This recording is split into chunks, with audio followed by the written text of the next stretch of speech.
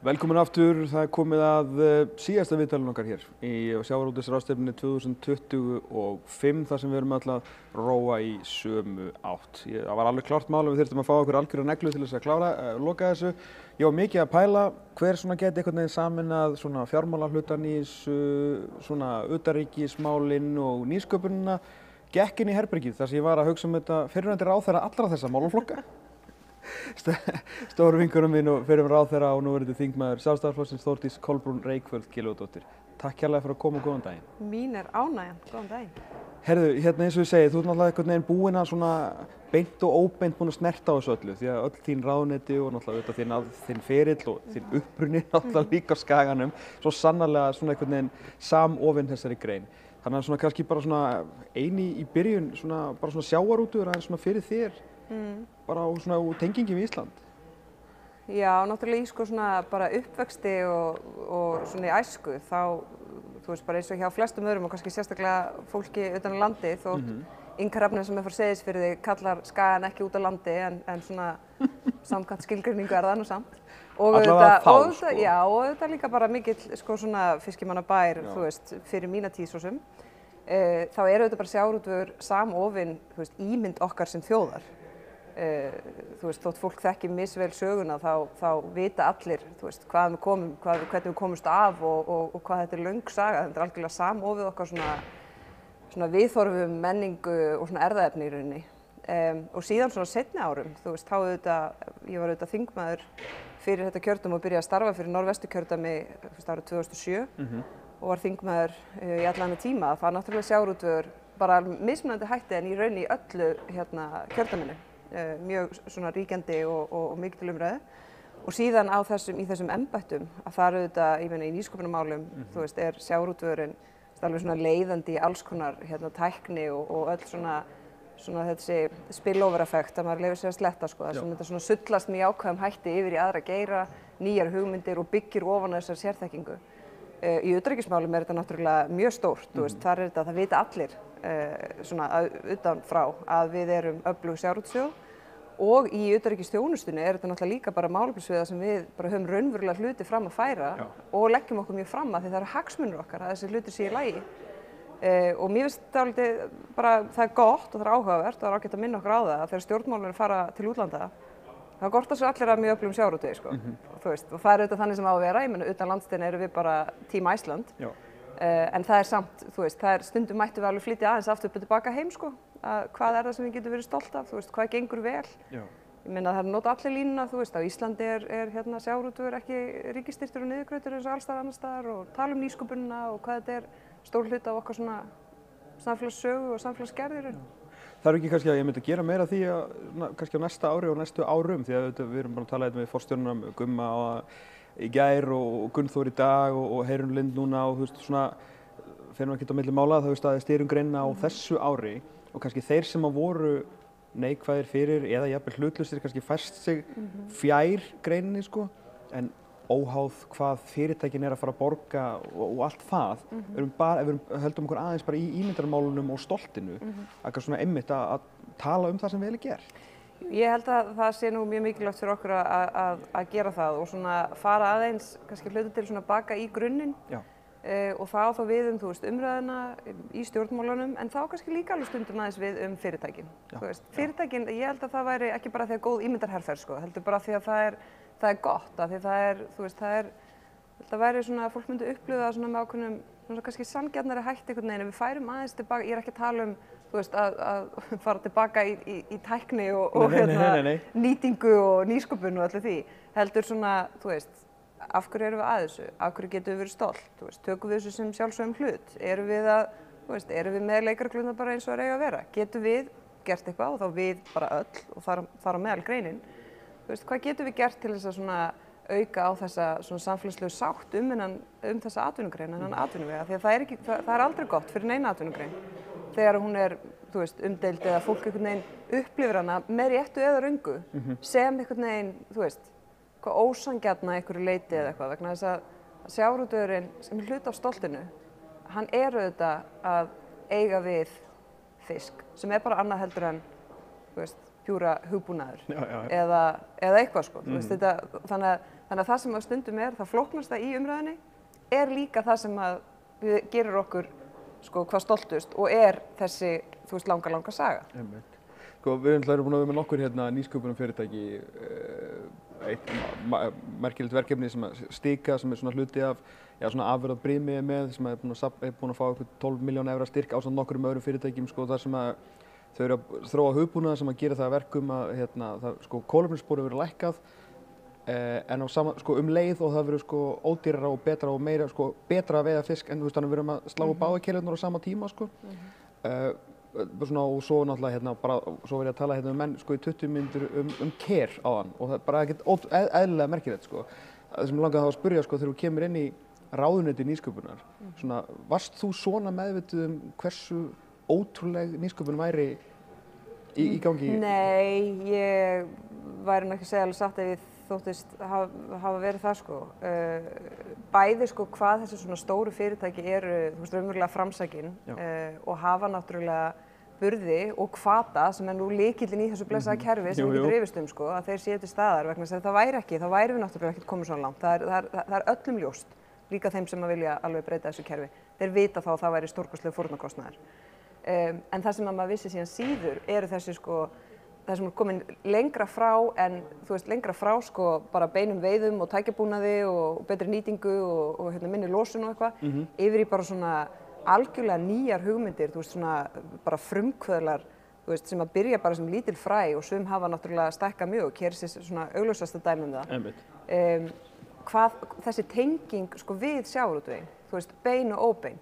Sko annarkvort bara beintenging við eitthvað fyrirtæki en kannski miklu frekar bara vegna þess að við erum búin að vera öflug svo lengi og við erum búin að sækja svo mikið fram að þá erum við bara að byggja okkur grunni sem að engin annar á sko. Það engin annar með þennan grunn þannig að þú ert með eitthvað fyrirtæki sem þú þarft alveg að sko rekja, já þú veist, upprunnin í raun vegna eitthvað sem gerist í sjávarútvegi, eitthvað styrkleika eða þú veist, eitthvað frumkvæði framtaks, eitthvað aðila sko. Þannig að þú veist, ef við tækjum raunverulega svona heildar áhrif, þú veist, ekki bara reikna heildar skattspor, heldur bara hvað hefur þetta þýtt fyrir, þú veist, Íslands samfélag, bæði innanlands og líka utan. Og ég held sko, þú veist, við erum ekkert langt komin í því samtali sko, en og það kemur þér óvart að ég muni tengja öryggis- og varnarmál. Nei, ég bara af því að nú erum við raunverulega, þú veist, við erum að fara, við munum þurfa að auka útgjöld og við munum öll þurfa að setja okkur svona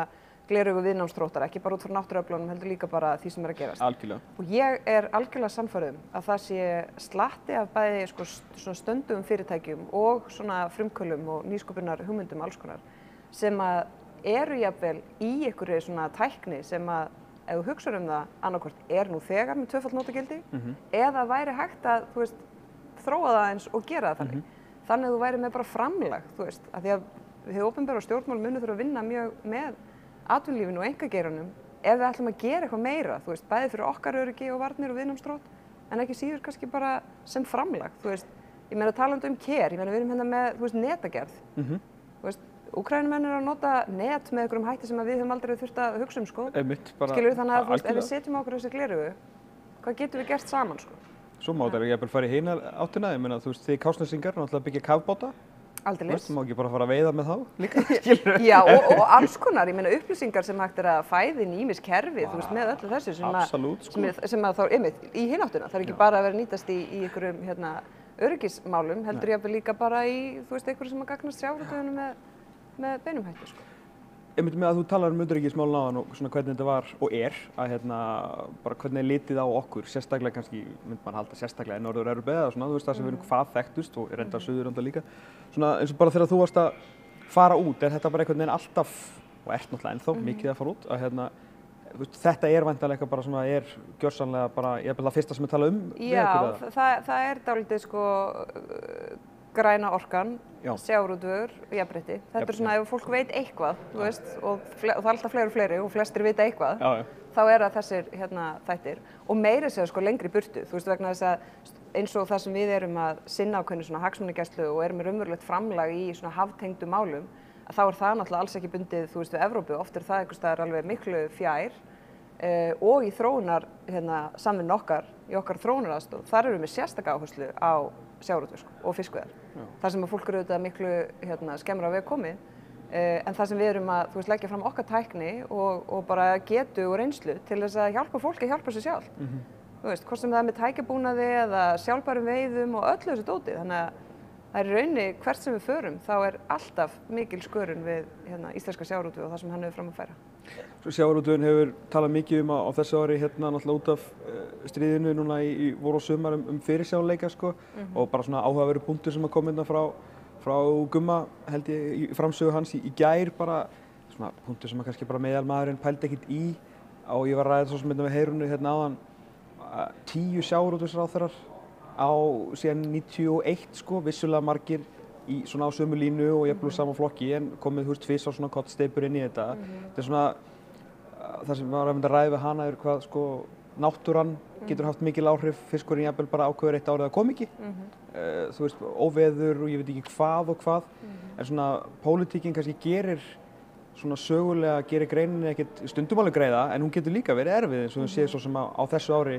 bara út af misjöfnum hugmyndafræðum sko, hvað sem okkur svo þykir að finna stundum þær eða hvað. Já, ég hugsaði að þú varst að telja upp þessi sjávarútvegsráðherrar og hugsaði að það eru færri en dómsmálaráðherrar á sama tíma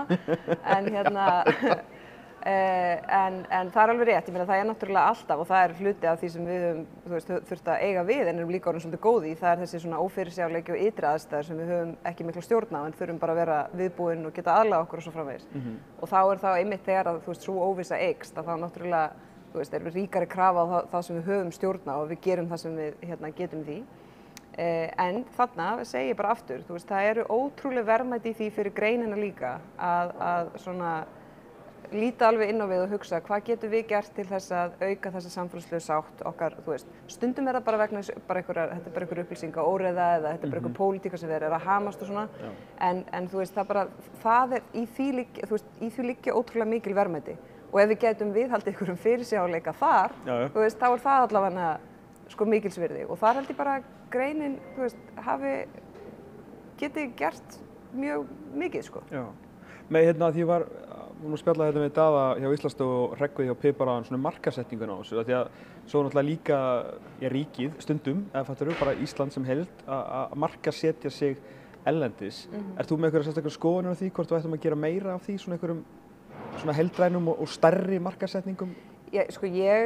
það er nú hluti af því sem maður lærði í ráðuneytinu þegar ég hugsaði að við erum að taka á móti öllu þessu ferðamönnum, af hverju þurfum við eitthvað að vera markasetja Ísland fyrir ferðamönnum, en það er svolítið svona eins og, þú veist, Coca-Cola markasetur sig bara alltaf, sko,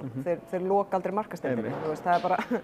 þannig að ég er nú bara talsmaður þess að það sé skynsamlegt og það er að vera, sko, sérstaklega þá á vegum svona, það sem ríki gerir einhvern veginn í heild sinni, séu þessi svona stóru skilaboð og svo eru greinarnar sjálfar, þú veist, að í rauninni veiða, skilurðu.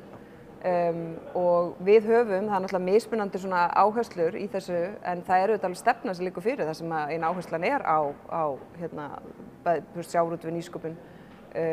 og ég held við getum gert betri í þessu, bæði til þess að bara, þú veist, fá hærri verð fyrir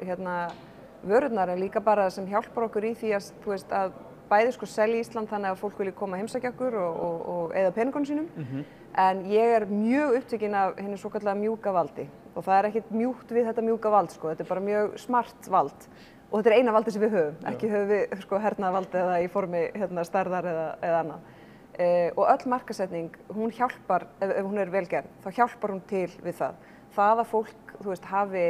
beri ykkur svona hlýjar tilfinningar til Íslands að það, þú veist, viti nóg Ísland til þess að sko, svona taka upp hanskan fyrir okkur og tala vel okkur og við séum svona með þessa ímynd af því að vera bara svona upp til hópa einhvern veginn bara með hlutina svona þannig sé á hreinu, þú veist, við leggjum okkur fram, við gerum þetta almennilega, við erum með fókus á réttum stöðum, meðal annars í, þú veist, atvinnu uppbyggingu, í sjálfbærum nýtingu á auðlindum og við séum með einhverja vöru sem er, þú veist, framúrskarandi. Þannig að ég tel að óskynsamlegt að við myndum, þú veist, ekki gera það og við eigum að nýta styrkleika okkar þegar við verum og þar myndi ég setja menningarlistir með, talandi sko mjúkt vald og líka blanda þessu öllu saman því að það er það sem að fólki finnst áhugavert við þessa eyju okkar sko. Einmitt. En þannig en svona kannski skilaboðin svona frá þér svona við ódýrasta markaðssetningi svolítið kemur frá okkur sjálfum. Hún gerir það og hún gerir það líka með því að við tökum svona höndum saman, þú veist, í að taka saman allt sem við erum að gera með þessum svona breiðu skilaboðum og svo geta atvinnugreinar og hvar sem þær eru, þú veist, verið í sinni vinnu en það hvaða til dæmis bara ímynd fólk almennt hefur á Íslandi, þú veist, það í því liggja verðmæti fyrir allar atvinnugreinar á Íslandi. Geggjað. Þórdís, takk hérlega fyrir að setjast niður með okkur. Kannan vel að meta það. Takk fyrir mig. Herru, ég held að við séum bara, ég held ekkert, við erum búin á þessari ráðstefnu við Friðrik Sævar, tæknamaður minn. Þökkum kærlega fyrir samveruna hér. Búið að vera hrikalega gaman, getið nálgast þetta allt inn á YouTube-síðu sjávarútvegsráðstefnunnar, mun síðan koma inn á samfélagsmiðla líka við þá sem eru spenntir fyrir að sjá eitthvað meira af þessu. En við þökkum fyrir ykkur innilega úr Hörpu, verið sæl.